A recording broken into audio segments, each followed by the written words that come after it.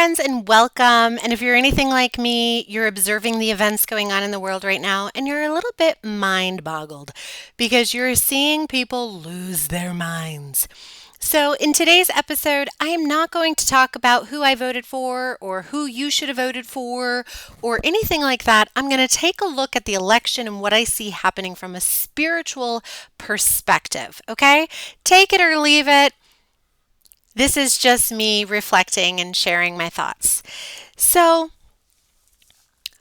what I see is that there are people out there, and it happened to me in my own actual real life.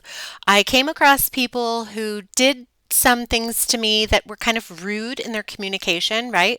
Just like getting frustrated, you know, kind of attacking me for how they thought I was being, and getting frustrated, flustered, upset, and then also naming that they were upset because of the election and just feeling a lot of feelings.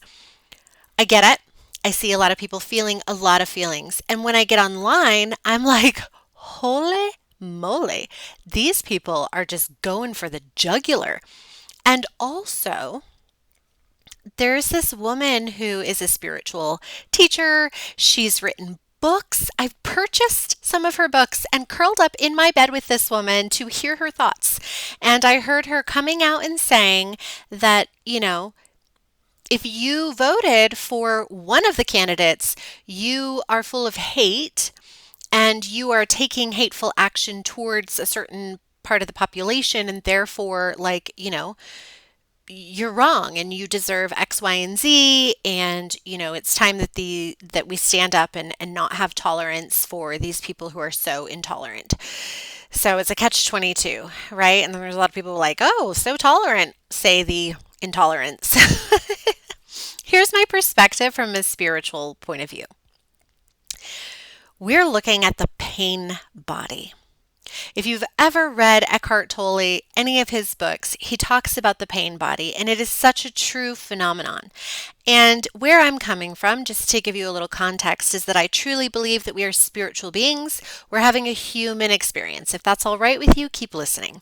So here we are having this human experience, and we volunteered to come in at this time. We chose as spiritual beings to incarnate at this time because it's actually an incredible time. We are witnessing the shifting of humanity, the evolution of humanity, the raising of consciousness of humanity. And sometimes it doesn't look very good, and sometimes it looks kind of dark. But part of being the spiritual initiate and the work that I do and teach inside of being a spiritual teacher is about neutrality. If we can look on events occurring in the world and have a little bit of neutrality around it, that is a result of spiritual maturity. That's how we know that we're reaching a level of spiritual maturity. I really love the book by Barbara. I'll post it down in the show notes, okay? And I'll share it in the links. But there is an author who talks about that the 4D is the world that we can see out there on the internet, right? We know that our ancestors wouldn't know things that were going on even 30 miles away from them. So the fact that we can just turn on these screens and see things that are happening all over the world and be a part of people's pain bodies and trauma and war and all these events is intense, right? It's part of life right now as a spiritual initiate. And this woman writes about Barbara Hand Clow, that's her name. She writes about that the 4D is the internet world. And so the way that I see it is that if we can be coming from a spiritual place where we recognize we're spiritual beings having a journey, that everything is actually working out for us, that this is what it looks like as humanity evolves, and we can pull back out of being so intensely involved in the events in the 4D and look at it from a little bit more of a big picture perspective, we can start to find some neutrality, right?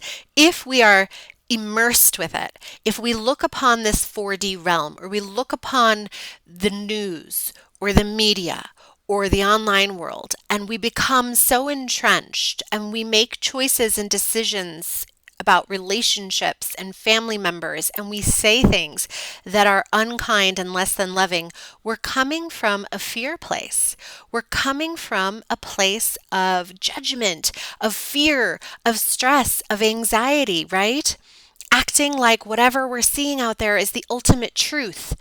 And so I think that it's really important we begin to pull back, because the truth is that that is having more of an elevated state of consciousness. When we do our spiritual work and we spend more time focusing on the Christ consciousness energy found in the center of the head, the pineal gland, when we begin to do our own work as a spiritual initiate and we run our own energies and we're grounding to the earth and we're clearing out other entity energy or other thought forms, we naturally become more neutral, right? We're distilling the spirit within. We're validating, connecting with, amplifying the spirit within. And when we distill the spirit within, the next natural stage is a transmutation of negative energies. So we might see negative energies out there, see things happening, and we can transmute it. We can be not as involved with it. We don't have to identify with it. And so there are natural laws in this universe. There is the law of cause and effect. If we are out there coming from a place of fear or judgment, if we are spewing hatred or upset negative emotion at people, if we are making choices out of those states of fear, then we will have that come back to us. What we put out comes back to us. It is a law of the universe, right? Whatever quality we generate sets into motion a cycle, a cyclic course of action and energy that has to come home to source at some point. So I see people saying harsh, mean things.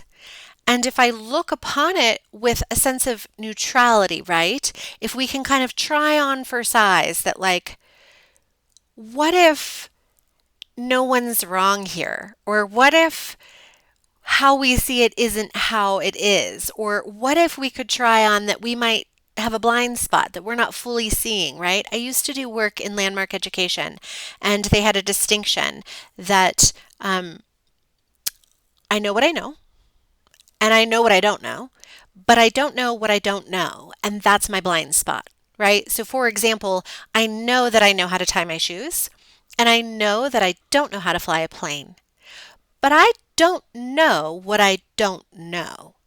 And that's my blind spot. And it's very possible that therein might lie some information that I'm not aware of, that I'm not privy to. Waking up, awakening in consciousness, elevating our consciousness, elevating awareness, the great awakening or spiritual evolution is a process of evolving, and it's a process where sometimes for some of us we have to let beliefs fall away. It's a shift in perception, right? A Course in Miracles says that a miracle is correct perception. Is it possible that I'm not seeing this correctly? Is it possible that they're not seeing this correctly, but that it's neutral, or that they're not actually terrible or horrible or very bad, right? Is it possible there's something I don't know, right?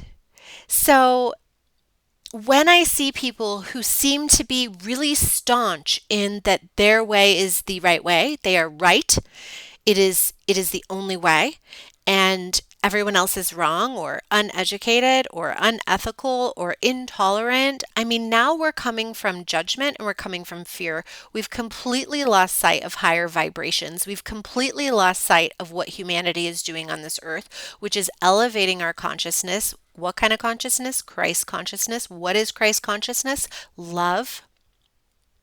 What is the highest vibration we can have? Love, joy, amusement, right?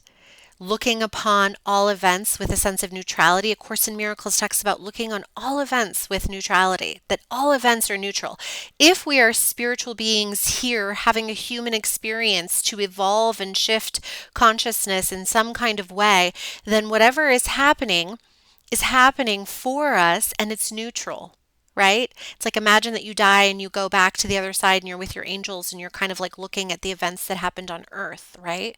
And you're like, oh, it was like a stage. All the world's a stage. And I was playing a part and they were playing a part and we were learning lessons and we were evolving consciousness, right?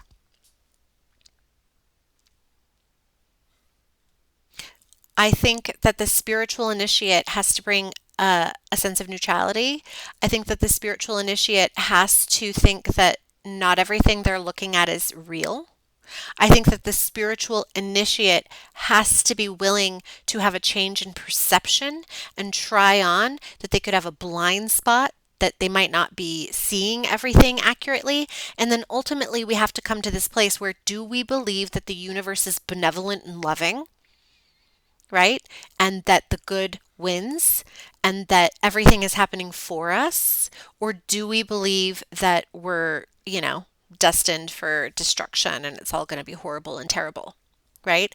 I think that love wins. I think the light wins. I think we're heading toward this place of higher consciousness.